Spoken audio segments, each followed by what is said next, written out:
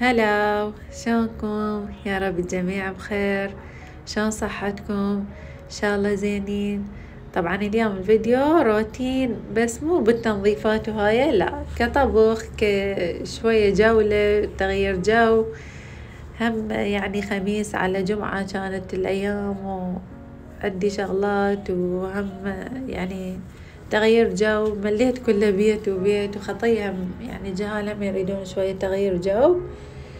طبعا هاي الأكلة صورتها بيوم الخميس، كان دوام ابني مسائي، وسويت تبسي مال دجاج، وقطعت الخضروات، وخليت قطع دجاج، خليت ملح وبهارات، البهارات اللي انتو تحبوها، وها هي، وخليتها بالفرن حتى تستوي على نار هادئة، حتى يعني تستوي البوتيتا زين. وقلت اسوي تمن الشعرية هم وياه، وحمست الشعرية. طبعا هاي النوع الشعرية كلش حبيتها، بس نسيت شنو اسمها، فريد اتذكرها شنو ما اعرف. هيك تصير بحيث الحباية مال الشعرية هيك، يعني مو ناعمة، لا ثخينة وهيك، يعني شلون اوصفكم اياها؟ شوفوها هسه مبينة هي بالفيديو، يعني مو من هاي الناعمة اللي بسرعة تمرد او هيك صغيرونة تصير ناعمة، لا. وهاي بعد ما خلصت الغداء وصبيت غداء ومكانكم خالي. يعني هالايام دا اطبخ اكل صحي واكل عادي، يعني ما احرم يعني عائلتي من اي شيء، بس نفس الوقت يعني الاكل اسويه يعني نص صحي ونص عادي. فاني اكل اللي بالصحي والبقية لهم. ولاحظت فرق هالايام على الدايت، وكلش متونسة وفرحانة بالنتيجة. أول مرة يعني ألتزم هذا الالتزام. أنا بصراحة ضعيفة قدام الأكل، لا حد يقول لي أني عندي إرادة وما إرادة، لا، أنا كانت إرادتي صفر. بس يوم عن يوم شوية حسيت قوة إرادتي، وبلشت بالدايت وفشلت وبلشت وفشلت لحد ما استمريت. يعني أنا صار لي تقريبا 3 أسابيع والحمد لله شفت نتيجة حلوة. رحنا سوبر ماركت، ودا أدور على جبن، بحيث ما بي زيوت عباد الشمس وهاي الشغلات، أريد زبدة بحيواني هيك شغلات. ولقيت يعني، بس هواي عانيت وظليت أقرأ المكونات. يلا لقيت الجبن اللي والمني، وهنا أنا أخذت لي فرة، شفت المنتجات شنو منزلين. طبعا الحليب صورت، تذكرت حليب مال أيام زمان اللي مرسوم عليه، أتذكر رسمة مال البقرة، لحد الآن أتذكر الرسمة، فكلش عاجبني. هاي منتجات جديدة منزليها، طبعا ما أعرف طيبة ولا، يعني ما جربتها، فإن شاء الله يعني بالمستقبل نجربها. المهم أنا هالايام يعني دا أسوي هاي الشغلات بالبيت، كوباية جريش وهاي السوالف. هالمرة داريد قلت لكم أسوي بورق مال يعني مال صدر دجاج، وأريد أسوي مال جبن، ومال يعني بيها جبن وبتيتا ومعدنوس وهاي السوالف. أنا دا أدور على تشيبس دايت وما لقيت. كلش عاجبني أكل تشيبس دايت. أنا صورت القمر كلش حلو يعني بهذا اليوم، شوفوا ايش قد حلو شكله، فعجبني يعني تشوفوه وياي. هنا طبيت، يعني رجعنا للشقة ودا أشوف شنو أسوي عشاء. فقبل لا أرجع اشتريت شنقة مال صمون، يعني رحت للأفران قلت له أريد شنقة مال صمون، ودا أسوي صدر دجاج. خليت لي، قلت لكم أنا اللي كلش طيبة ويا صدر الدجاج. حاولوا إنه تشترون ربع كيلو وتخلوه بالفريز، أو تشتروه مثروم ربع كيلو. أنا اشتريته يعني جاهز، يعني تقريبا المعونة ب4000، يعني ليه مال غنم. أنا سويت البصل شرايح، وطماطة هم حسويها شرايح، يعني شرايح كلش خفيفة، يعني بحيث من أخليه على البيتزا تستوي بسرعة، يعني شرايح كلش خفيفة، ريشة يعني. ما يصير هيجي ثخينة، تصير مو طيبة البيتزا. وما يعني ما حمست اي شي، مجرد يعني سويت شرايح خفيفة وخليت لها ملح. هنا ذوبت اللية كل زين. يلا اخلي الصدر مال الدجاج. قلتلكم الصدر مال الدجاج يحب اللي نكهة وطعم، ماكو هيجي. وقلتلكم شقد ما يعني شقد ما يكون قوي صدر الدجاج فهي اللي تطري. وإذا كلش ما عندكم يعني فنوم ما عندكم صدر العفولية، تقدرون تخلون زيت الزيتون، بس تطبخوا على نار هذا، لأنه زيت الزيتون ما يحب النار العالية أبد. لا يعني يا اما نار متوسطة يا اما نار يعني قليلة كلش يعني ناصية. انا غطيته قلت حتى يستوي على مهله. وخليت الزيتون مصفي، يعني صفيته من الماء مالته. قولوا لي هالايام شلونكم؟ تعلمتوا على روتين المدارس؟ صارت الامور عادية؟ لا بعدكم؟ طبعا انا خليت زيت مسحت بيه صينية، وخليت طحين حتى لا تلزق العجينة، لان هاي الصواني يلزق بها العجينة. فيعني شلون سالفة الكيكة من نخلي زيت وطحين نفس الشي حتى العجينة ما تلزق. هنا خليت كاتشب ومعجون. طبعا هو احلى شي او مو احلى شي، أصعب شي واحد يطبخ أكل طبيعي وما ياكل منه ياكل أكل صحي. وأنا كلش مشتهية البيتزا. طبعا أنا أقدر أسوي بيتزا بوقتها، بس الوقت تأخر. أنا هم ما كنت جوعانة، يعني أنا قمت بألا جوع يلا أكل. وهذا الشي كلش فرق عندي، لأنه قلت لكم أنا قبل أكل زهقانة يعني ضايجة مثلا. كل شي يصير وياي بحياتي أضوج، نفسيتي تعبانة، أي شي كنت ألتجئ للأكل.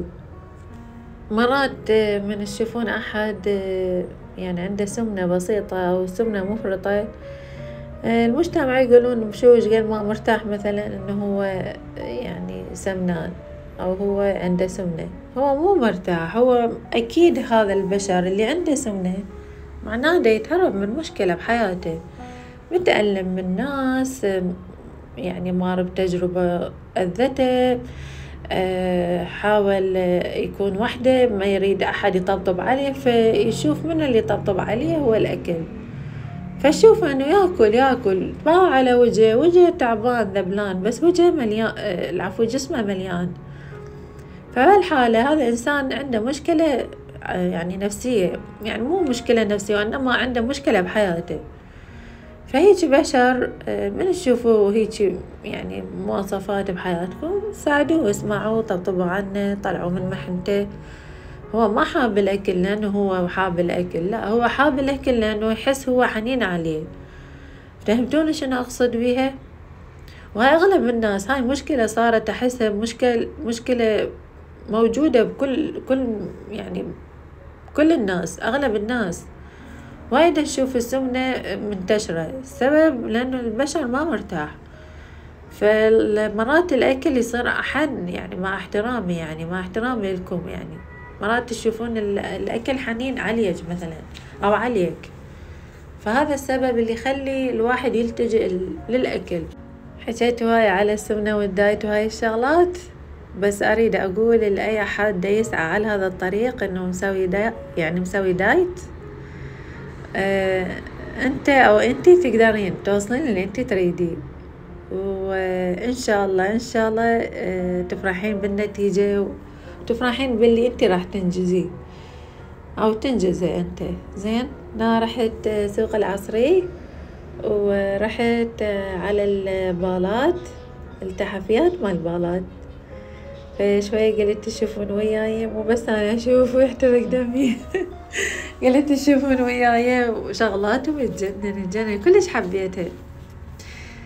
شو رأيكم واحد يجي يفتح مشروع يعني يبيع شغلات مال بالات وهيك شي؟ يعني قاعد تخطر ببالي هيك فكرة. أو هسه الحلو بهذا الزمن أكو اسمه شي تواصل اجتماعي، يقدر يفتح له مشروع من داخل البيت ويشتغل. فبلطوني رأيكم لو هيجي مشروع ينجح، مثلا لو واحد يعني فتح مشروع مال يعني هاي التحفيات أو المواد الأولية مال الأعمال اليدوية، فقولوا لي شو رأيكم هيجي مشروع يعني يصير واحد يفتح بيه، يعني يفتح هيجي مشروع برأس مال مثلا بسيط وبلش حياته من الصفر ويعني يوصل اللي يريده. لو شوفوا مشروع يعني ما بيربح أو فاشل أو كذا، فحبيت تعطوني آراءكم يعني بالتعليقات، وحتى أشوف شنو الآراء الأغلبية، يعني مو بس رأيي أنا أشوف التحفيات الحلوة البقية هاي صايرة بالرف الفوق، يعني أشياءهم تجنن ما شاء الله. هذا الكوب هو مو كوب ماج، عجبني كلش، وهاي الكوابة كلش حبيتها طبعا، الزيت يجننون، يعني هاي الشغلات ما شاء الله. مع الفناجين تخبل كلش حلوة، وصورت لكم هواية يعني تقريبا أغلب المحل صورت لكم إياه. هاي ساعات وشغلات هاي تلطف الجو، يعني ما بيها برودة، لا حد يقول بيها برودة، مجرد تلطف جو. ها هي يعني شغلاتهم ما شاء الله حلوة وناسكة، يعني تنفع تنطوها هدايا، تنفع كتحفيات تخلوها بالبيت، يعني هواية أمور ما شاء الله. فحبيت تشاركوني كلش، حبيت هذا الجدر طبعا كلش عجبني قزاز، وما أعرف بس يصير على النار دايركت أو لا. قلت اليوم شوي نغير جو من أجواء المدارس والبيت وهاي الشغلات، حتى أنا مليت يعني واحد من يظل بالبيت كل ساعة تطلع لي شغلة، تنظيفات على تحضيرات أكلات وهاي. ما أشوف هاي اللوحة قد حبيتها، تجنن يعني صوروا هاي الإضاءة داخلها كأنه طبيعية، فكلش حبيتها. وهاي وجوه مخدات هم حلوة. هذا محل اسمه قنديل اسمه، به شغلات انتيكات حلوة، ويعني أسعارها زينة، يعني مو مناسبة يعني لأن باعوا انتيكات، ماكو شي انتيكة رخيص، يعني أسعار وسط، يعني مو وسط، شوي أعلى من الوسط، لأنه أشغال يدوية هم، يعني هاي الشغلات كلها أشغال يدوية وكلش حلوات، يعني شغلات تجنن. يعني هاي كلها شغل ايد. وهاي المفرش شان حلو، هاي كلهم كلها شغل ايد، يعني اشياء تجنن حلوة، يعني تسوى. شغلات اليدوية إلها قيمة حلوة وإلها جمالية خاصة. يعني طبعا عندنا ناكل طبعا طيب هاي الفلافل مالته أول مرة يعني ناكل يمه، هو بسوق العصري. كلش طيبة الفلافل مالته والفنجار وكله على بعضه. هنا مول موجود بسوق العصري، هو مو مول يعني تقريبا يعني حرف الميم يعني مو مول كلش كبير، يعني مجرد موجود يعني كم حاجة بيه، مو مول العربي يمكن اسمه، نسيت اسمه بالضبط. يعني بيه هيجي سوبر ماركت بهذا المحل، كلش أحب هذا المحل طبعا. وبي كوفي شوب وحي يسوون بيه ألعاب، حال يعني فترة بسيطة ينزلون بيه ألعاب وهاي الشغلات. ها ومطعم هم بيه عطور وهاي السوالف، بس مو مول يعني مول كبير، لا يعني هيجي شي كلش بسيط. عجبتني هاي اللوحات كلش حلوة، أشكالها كلش حلوة يعني تتعلق. هذا التيبل لامب كلش أحبه، أتذكر الديزاين هذا القديم إذا تتذكروه، فكلش أحب هذا التيبل لامب، يعجبني أشتري منه، لأنه كان عندنا واحد من إحنا كنا صغار. طبعا وصلت لنهاية الفيديو وراح أقول لكم باي باي، إن شاء الله نلتقي فيديو ثاني.